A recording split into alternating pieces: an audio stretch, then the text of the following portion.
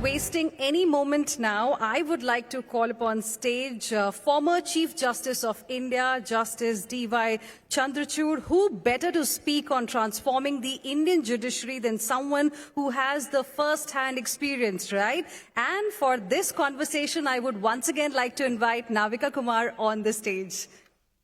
Ladies and gentlemen, a big round of applause. During his tenure, Dr. Chandrachud, who served as India's 50th Chief Justice, delivered over 500 judgments, and some of his decisions included the Ayodhya dispute as well. Over to you. Thank you, Hina. And thank you, Justice Chandrachud, for joining us on this big platform of the India Economic Conclave. It's a pleasure and an honor to have you here with us. May I request our audience to give him a big round of applause. Thank you very much. It's a pleasure to be here. Justice Chandrachud, many thanks for being here. You've been part of some seminal judgments in your time. Be it the Ayodhya case, Justice Gogoi was the CJI at that time, but as the Chief Justice of India, the electoral bonds verdict, or whether private property qualifies as material resource of the community, your judgment on gay marriage, among others. How do you look back at your tenure as a judge and then as the Chief Justice of India? Well, the Constitution is not just a political document.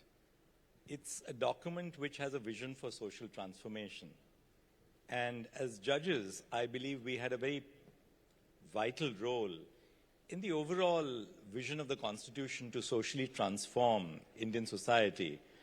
A society which is, the birth of the Constitution coming out of a colonial mindset governed by patriarchy, caste discrimination, and therefore judges per se have a very vital role in the evolution of the rule of law. So in everything that I did as a judge, whether it was in the High Court, as a Chief Justice of the Allahabad High Court, the largest state in India, the heartland of India, as a judge of the Supreme Court, and finally as a Chief Justice of India, it was a great challenge, whether it was in terms of deciding on the future evolution of our society, or in terms of creating the right infrastructure to reflect the growth of the Indian judiciary, keeping in view the growth of the nation. So it was a time of challenge, it was a time of opportunity, and it was a time to transform as well.